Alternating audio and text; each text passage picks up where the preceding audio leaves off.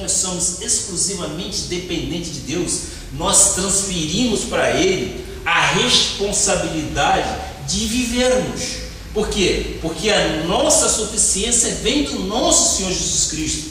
E a partir do momento que nós adquirirmos este entendimento, nós estamos o quê? Nós estamos vivendo em triunfo, nós estamos crescendo na graça e no conhecimento, e nós estamos na dependência dele, do nosso Senhor Jesus Cristo. Uma submissão total a ele, e por que não dizer a liderança da igreja?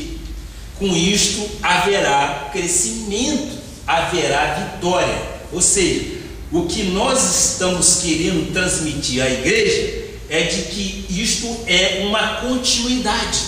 O crente em graça, ele procura sim, dentro das escrituras, uma dedicação ao Senhor, um comprometimento com a palavra, porque é pelo ouvir a palavra que nós crescemos, e é pelo ouvir a palavra que nós vamos entender qual é a boa vontade do nosso Senhor Jesus Cristo.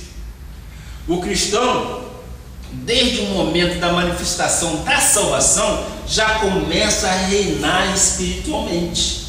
Mas para que reine também no natural, na vida do dia a dia, tem que ter progresso de maturidade espiritual, para que seja formado na sua vida o que? O caráter de Deus. Nós vimos isso no domingo passado. O caráter de Deus é o que Deus tem interesse em você, não é o teu exterior, porque Deus não cuida do nosso exterior, Deus cuida do nosso interior. E quando nós reproduzimos o caráter de Deus, nós temos tudo para alcançar uma vida vitoriosa.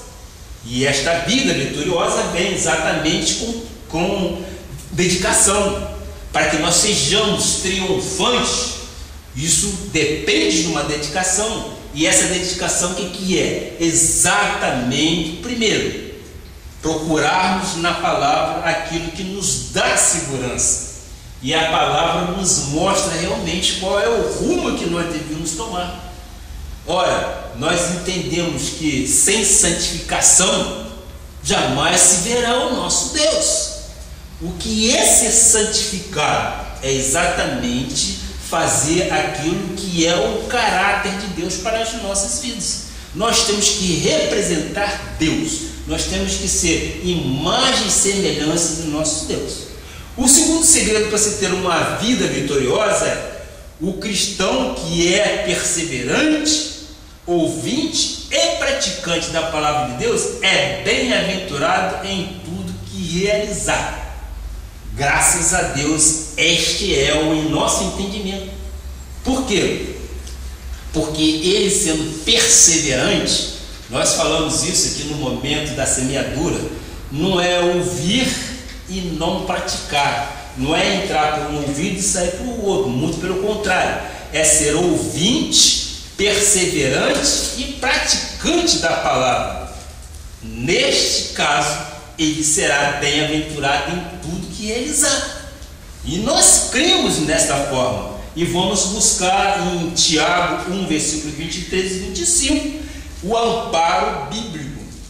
Tudo que nós falamos está estribado na palavra bíblica. Diz então a palavra: porque se alguém é ouvinte da palavra e não praticante, ouve e não pratica, assemelha-se ao homem que contempla no espelho o rosto natural. Ora, aquele que contempla o seu rosto natural, ele não vê vida espiritual mudada, ele não vê nada diferente na sua vida. Vamos ao versículo 25, por favor. Mas aquele que considera atentamente, aquele que está atento, não seja negligente, aquele que observa a palavra e procura praticá-la, na lei perfeita, lei da liberdade, não é libertinagem, liberdade em Cristo nós somos, e nela persevera, nela se mantém, não sendo ouvinte negligente, mas operoso praticante, esse será bem-aventurado no que realizar. Daí exatamente a recomendação a Tiago. Nós sabemos, um pequeno parênteses, o apóstolo Paulo, quando ele ia às cidades, ele estava no firme propósito de quê? De criar e implantar igrejas. E depois disso, depois de implantado, ele tinha os pastores que ficavam naquela igreja. E muitas das vezes ele cansou de observar aqueles que não seguiam o que a palavra dizia. Ele plantou graça e muitas das vezes as pessoas começavam a misturar graça com lei. Ora, nada mais é do que sendo ouvintes negligentes. Aquele que ouve a palavra e não pratica, mas nós devemos ser operosos praticantes para quê? Para que seja bem sucedido, para que tudo que façamos sejamos bem-aventurados naquilo que realizamos. Esta é a certeza que nós temos de que quando seguimos, seguimos o que Deus tratou nas Escrituras, nós seremos bem-sucedidos. Nós não temos outro caminho a não ser bem-sucedido, porque a própria palavra diz que a vontade de Deus é boa, é perfeita e é agradável.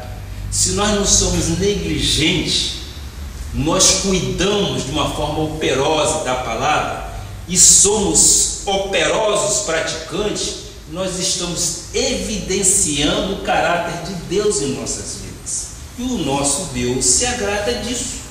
Ele cuida de cada um de per si. Ele cuida do nosso coração. O exterior, o estereotipo, nada disso serve para o nosso Deus. Nada disso. Ele cuida do nosso interior e é isso que agrada. Aí está exatamente o caráter de Deus. Ele está formando em nós o seu caráter para que nós possamos ser imagem e semelhança. Ora, nós vimos então as recomendações quando escrito a Tiago. Vamos agora então ao terceiro segredo. São 5 segredos que nós colocamos exatamente para que desperte principalmente naqueles que estão fora das igrejas. Muitas das vezes foram machucados, muitas das vezes estão esboroados, estão maltratados. A gente sabe o porquê, mas o que nós queremos trazer é este Deus que excede a todo entendimento, que não há julgo de escravidão. Ele diz: aprendei de mim, que sou manso e suave, sou manso e humilde de coração. Quando ele se coloca nesta posição, ele está dizendo: abençoado, amado, aprende de mim, aprende comigo, pratica aquilo que eu te ensino através da Escritura. Por quê? É desta forma que nós queríamos transmitir as boas novas e grande alegria aos nossos ouvintes. E eu quero fazer crer que você está entendendo que não há jugo, não há peso, não há escravidão. Nós já fomos livres, nós já fomos libertos da lei do pecado e da morte. E hoje nós somos novas criaturas. Tu és nova criatura, meu amado. Tu és um amado do Senhor, tu és um abençoado do Senhor. Creia, meu amado, tu nasceste para vencer. E é desta forma que nós entendemos. Por quê? Porque isto é bíblico, isto não é falácia humana, isso não é comportamento humano, isto é Bíblia. E se fosse falácia humana, eu não conseguiria. Mas por quê? Porque Deus nos dá exatamente o Espírito que Ele quer que tratemos deste assunto desta forma. Vejamos então o terceiro segredo. Sim, o terceiro segredo para se obter uma vida vitoriosa. Não se pode viver dividido entre Deus e o mundo. É verdade. Nós não podemos nunca estarmos no samba, no carnaval e no domingo na igreja.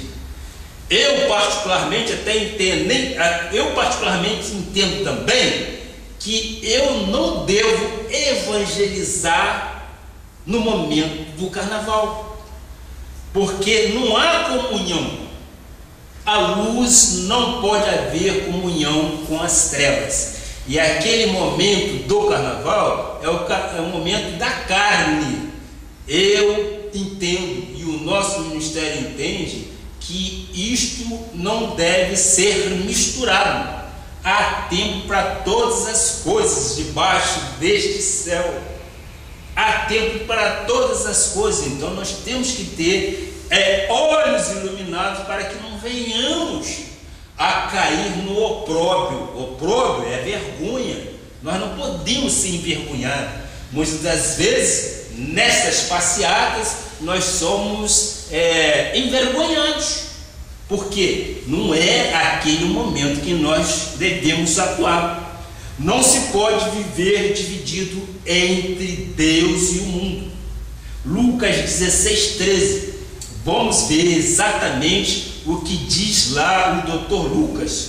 Sabemos que ele foi um médico, e este médico deixou algumas coisas escritas, e vamos ver o que ele nos deixou.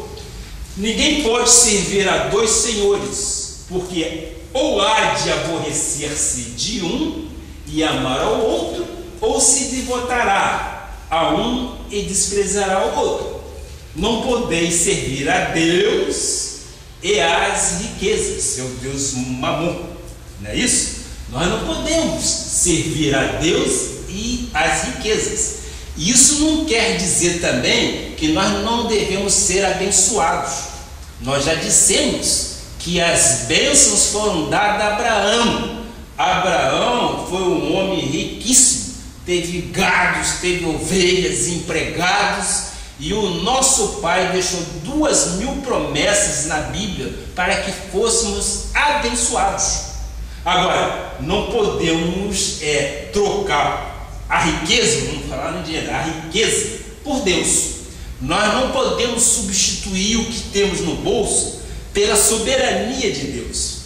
Nós temos que sempre nos submeter a Deus. Pai, Tu és o dono do ouro e da prata, seja de acordo com a Tua vontade. Aí você está agradando a Deus. O caráter de Deus é este. Você pode ter riqueza, mas você não troca a tua riqueza pelo nosso Deus, a quem nós servimos, de jeito nenhum. E muitas das vezes, aquele que é rico, a gente sabe disso, ele é avaro, ele é avarento, e ele faz ignomínia do nosso Senhor Jesus Cristo. Muitas das vezes ele não acredita em Deus, porque o Deus dele é o Deus da riqueza. Então, repetindo, ninguém pode servir a dois senhores, porque ou há de aborrecer-se de um e amar ao outro, ou se devotará a um e desprezará ao outro. Não poder servir a Deus e às riquezas. A natureza física e psicológica do ser humano não suporta viver servindo a dois senhores, ou seja, a luz e as trevas. Uma vida dupla gera conflitos, não é isso? O que nós na ciência chamamos de desvio bipolar, nós podemos trazer isso para essa mensagem. Sim, porque uma vida dupla gera conflitos. Quem vive servindo a dois senhores tem dupla personalidade. Toda pessoa de dupla personalidade tem sua alma dividida. Vive insatisfeito, vive com ansiedade, vive muitas das vezes angustiado, vive apreendido, sim. Vive em aflição e dúvidas. Ele nunca tem certeza de nada. É uma vacância naquilo que há de pensar, naquilo que há de agir.